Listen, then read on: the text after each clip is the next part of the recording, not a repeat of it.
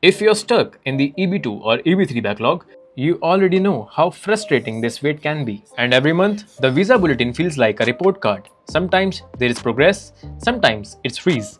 So the big question is, what can we expect November 2025 for EB2 and EB3 India? This video will break down last year's movements, explain what happened in October, share our predictions for November, plus answer a couple of questions we hear all the time from applicants like you. And just a heads up, today's video is all about EB2 and EB3 India. If you're looking for EB1 predictions, don't worry, we have made separate video for that. Now let's take a look at fiscal year 2024, which ran from October 1, 2024 to September 30th, 2025. EB2 India remained stagnant throughout fiscal year 2025. From October 2024 to September 2025, there were small jumps here and there until April 2025. After that, things stalled. The final action date froze at January 1st, 2013 and stayed there for rest of the fiscal year, no real progress for months. EB3 India, on the other hand, showed steady movement. We saw 2 months jump in April and another month in August, ending fiscal year 2025 at May 22nd, 2013.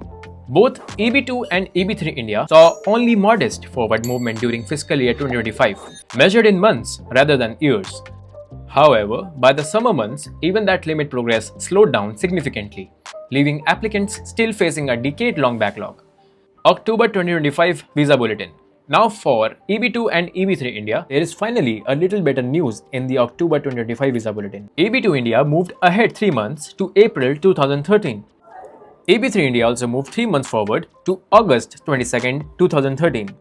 It's not a huge jump, but after such a long wait, even a few months of movement feels like progress. And here's the key takeaway: if your priority date is before or on these dates, you can file your green card on October month.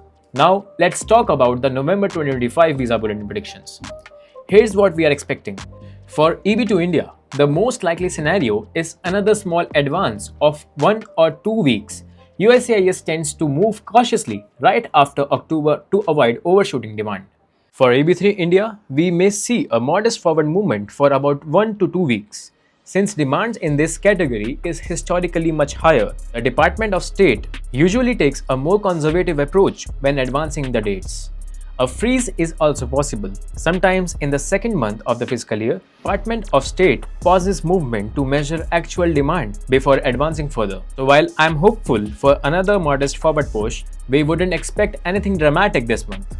We get this question all the time. EB2 and EB3 are moving, but EB1 is frozen. Does that make EB2, EB3 the better choice right now? The answer is no.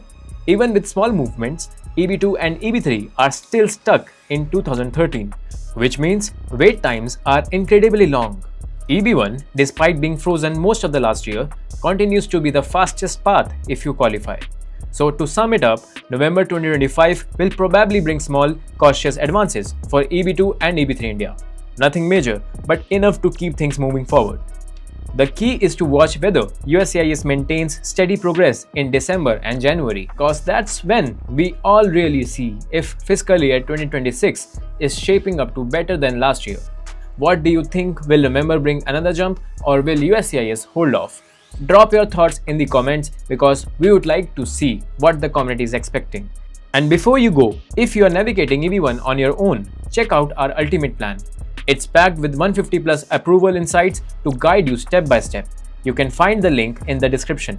So if you found this breakdown helpful, hit like, subscribe and turn on notifications so you don't miss our next update.